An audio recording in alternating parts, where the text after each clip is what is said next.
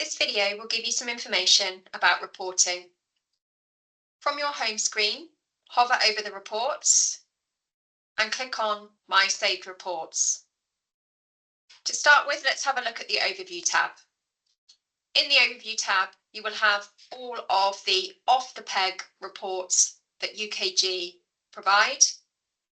It's best just to have a rummage through here and see what's going to work for you.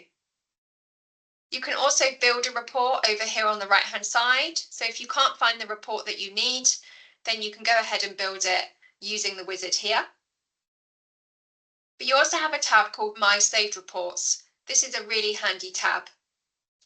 This is all reports that we've built as part of our implementation and saved in the system. When you run a report from this tab, or perhaps you build a report, you also have the option of saving it to My Saved Reports. I just want to point out a couple which I think might be useful for our line managers. The first one is the annual leave balances. It's just this top one here. If you go ahead and click play and then click run report, this will bring up all of the employees, the accrual category. So at the moment it's just showing annual leave, but you can filter it to show what you like. The accrual period, so this is showing this particular holiday year. Then I have the balance, current balance, how many days have been taken, how many days are scheduled.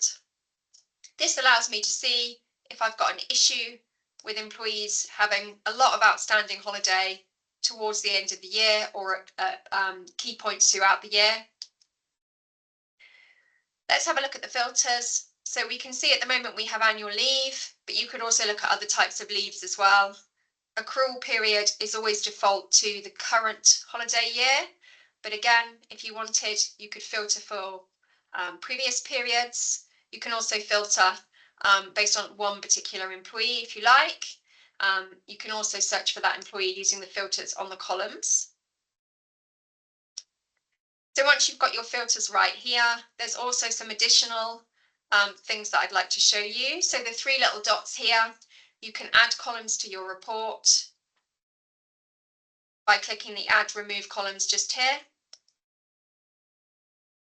So on the left hand side is the available columns for you to add to your report. You can also search for a column using the search box. On the right hand side, you have the current columns. So let's just say, for example, I don't want employee ID on my report. You can just go ahead and remove that from your report. Have a look around and see, maybe I want my business unit lead on there. I can then add that to my report here. Once you've managed your columns, click apply, and that will put all the columns that you need onto your report. Once you've built your report and you're happy with it, you can also save it. So click Save View As, give it a name,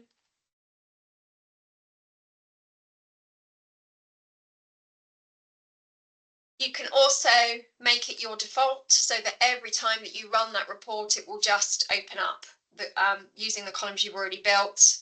And you can also share it with others if you wanted to as well. Once you click save, that will then save that view for that particular report. Just want to show you a few others which I think are quite useful. If we scroll down a little bit, you'll get to training and certifications. By playing this one, it will give you a list of all of the training and certifications in place for your team. At the moment I have it grouped by the course. You can take the grouping out or you can choose a different grouping. You can filter by employee, you can see when it expires, and you can also do those same sets of filters, add columns, save it as your view. Also expanding your date range, perhaps when it was completed, and you can choose an employee here as well. That's another useful one.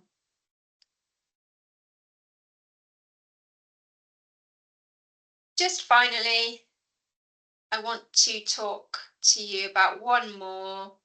In the detailed hours section, you have one called General Absence Report by Employee. We go ahead and click play on this one. This will group by employee, but you can group it, filter it, or group it as you wish. This will tell me every single type of time off that employee has had in this year or last year, or however you want to filter it.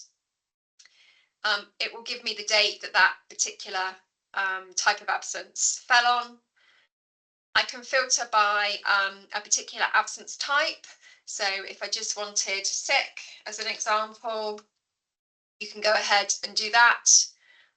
You can also filter by duration type, and just as before, you can play with your filters and also add or remove columns to build your own report.